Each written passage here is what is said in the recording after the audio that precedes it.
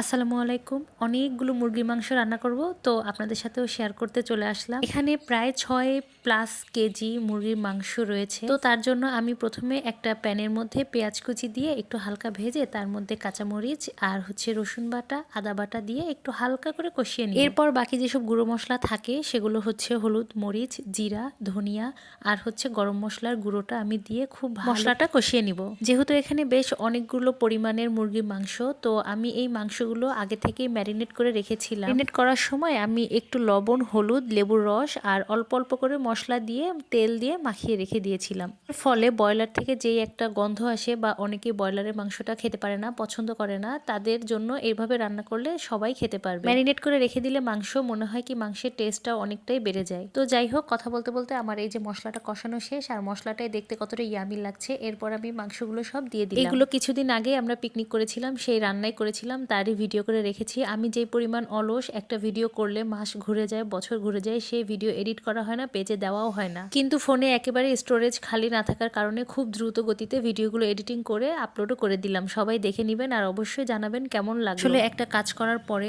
সেই কাজের উপরে আবার ভিডিও শুট করা, তারপরে এডিটিং করা অনেক বেশি কষ্টসাধ্য এবং সময় সাপেক্ষেও বটে। একটা ভিডিও করতে যতটা সময় লাগে, ওই সময় কিন্তু অন্য আরো একটা কাজ কমপ্লিট করে ফেলা যায়। হোক, এখন পেজে নিয়মিত ভিডিও আপলোড করব, শর্ট ভিডিও আপলোড করব। অবশ্যই সবাই সাপোর্ট করবেন এবং আপনাদের সাপোর্ট পেলেই পেজটা অনেক দূর এগিয়ে যাবে। যারা আমার ফেসবুক আইডি থেকে দেখছেন তারা অবশ্যই পেজটা ফলো করে দিবেন, আর যারা আমার ইউটিউব চ্যানেল থেকে দেখছেন তারা আমার চ্যানেলটা সাবস্ক্রাইব করে দিবেন। কথা বলতে বলতে আমার মাংসটা কষানো শেষ, আর এখন দেখেন আমি এটা খুব ভালো করে রান্না করার জন্য ঝোলের পানি দিয়ে এটা ঢেকে দিয়েছি। বেশি মানুষের রান্না করতে গেলে কিন্তু বেশ অনেকটাই সময় লাগে। অল্প রান্না করতে গেলে যেটা কখনোই হয় না। এই রান্নাগুলো আমি করার জন্য সেই সকাল 9টা থেকেই কাজ শুরু করছিলাম, আর অলমোস্ট বিকেল 4টা বেজে গিয়েছিল। যাই হোক, শেষ পর্যন্ত সবগুলো সুন্দরভাবে কমপ্লিট করতে পেরেছি, এর জন্য আলহামদুলিল্লাহ। আর এটা শুধুমাত্র ছিল রান্নার সময়ের কাজ। এর আগেও যে কুটা বাছার একটা প্রস্তুতি থাকে, ওইটার জন্য প্রায় আমরা রাত 9টা থেকে রাত 2টো পর্যন্ত কাজ করেছিলাম। ভিডিওটা দেখার পর কার কাছে কেমন লাগছে অবশ্যই আমাদের কমেন্ট করে জানাবেন, এবং কোনো পরামর্শ থাকলে তাও শেয়ার করবেন।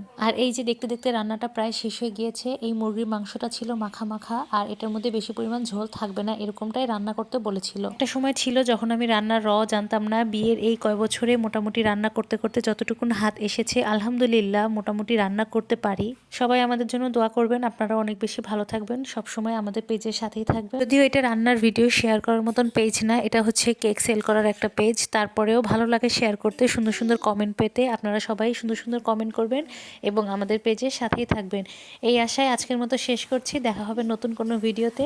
সবাই অনেক বেশি ভালো থাকবেন। আল্লাহ হাফেজ।